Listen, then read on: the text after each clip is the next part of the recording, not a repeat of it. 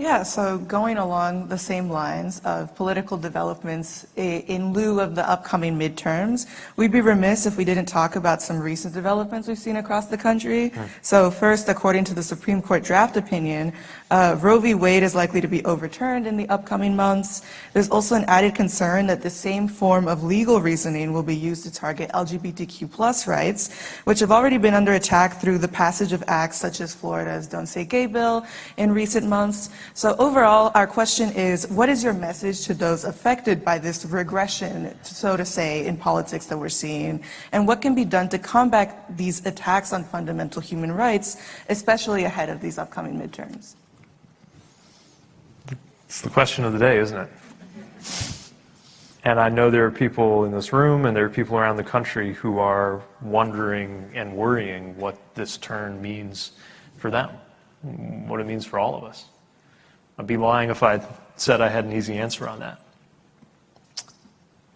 What I know is that for as long as I've been alive, and a lot longer than that, the general path of social and political life in America, and the general path of jurisprudence in this country, has been toward more freedom, more liberty, and more rights. And the question that I think has now been called is, did we just live to see the high watermark of liberty and freedom and rights in this country? The moment that will be remembered as the furthest we got before things started moving the other way? Or will that wave recede and we'll get even further? I think that's the question in front of us. So as somebody who believes in a woman's right to choose, as somebody who believes in the decision we made as a society, not just the decision that was made in the court, but I would argue a decision that we have made, at least a majority of us are on board with as a society, that even if we cannot come into alignment on the incredibly complex, difficult, philosophical, moral, and sometimes spiritual questions over things like where to draw a line when deciding about terminating a pregnancy, that we could at least agree on who gets to draw that line. I trust women to draw that line. For the last 50 years, America has trusted women to draw that line, has recognized that as a right. And now it would appear that the court is poised to take that understanding away. And of course, not only is that a source of fear for so many Americans, for so many women, but it raises the question about what other rights are going to be put on the table. I was with the Spectrum folks earlier. We didn't get a chance to really dig into this, but I know how this is hitting the LGBTQ+ community. Especially because unlike some rights that we have had for decades, that if you're an undergraduate age student, you have not known a country that didn't have those rights. Some of the rights that have come to the queer community are quite new. You know, when I became mayor of South Bend, wasn't that long ago. The idea that I could be married, certainly the idea that I could be a confirmed cabinet member from Indiana, talking about my 2 kids that my husband and I are raising, would have been somewhere between unlikely and preposterous. And that possibility was secured by an action of the court. And so we know how fragile that is. And I think we're all feeling, in the face of our political institutions and our supposedly not very political institutions, our judicial institutions, having been shaky for some time, that this is not theoretical. It's been talked about in theoretical terms up until now, but this is not theoretical. This is going to shape what our lives are going to be like, as all political and judicial decisions, of course, do.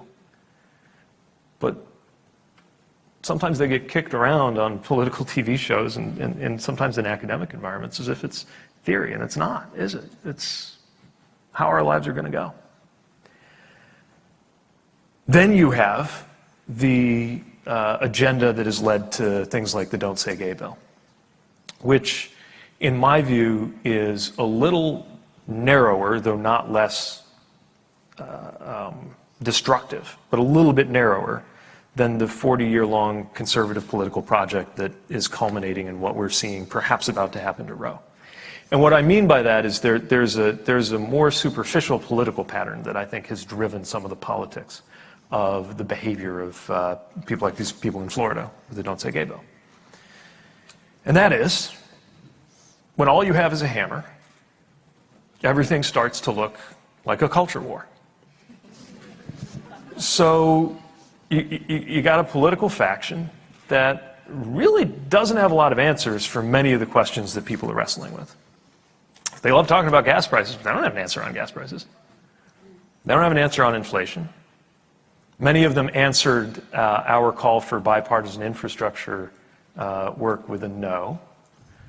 Haven't seen an answer on what to do about the price of prescription drugs. They voted against lowering that. Don't have an answer on what to do about the cost of childcare. Don't have a great answer on taxes. Actually want to raise taxes for the poor. That's a new one. I thought I'd seen it all. Then I saw Senator Scott's proposal to raise taxes for the poor.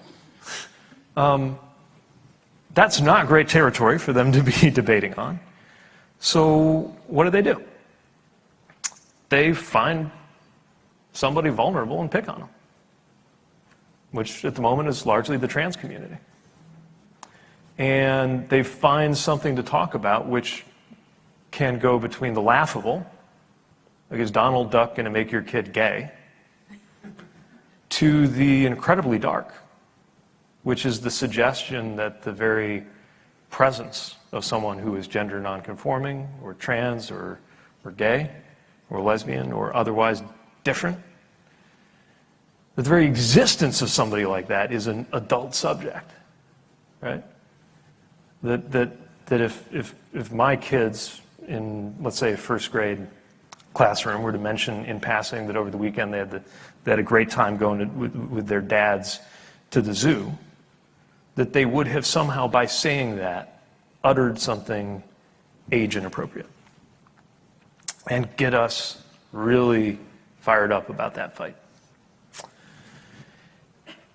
And it's just politics. It's motivated by just politics. So I guess what I'm saying is we're seeing a lot of overlapping patterns that are all pointing in the direction that the worst tendencies in human politics always have, which is to take rights and freedoms away and to make it harder for vulnerable people in the service of some imagined political gain.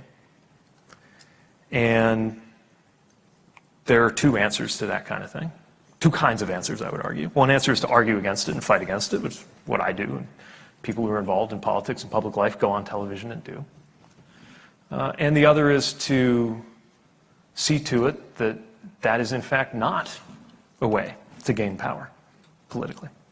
Because, of course, the biggest test of any of these tactics isn't were they well argued, were they convincing.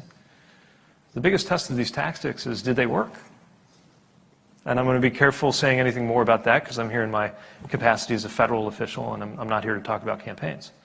But I will say just as a matter of policy and as a matter of the kind of political maneuvering that takes place among officials, certainly in Washington, ultimately, if things that hurt people help you get more power, people will continue to do them. And the rest is up to us.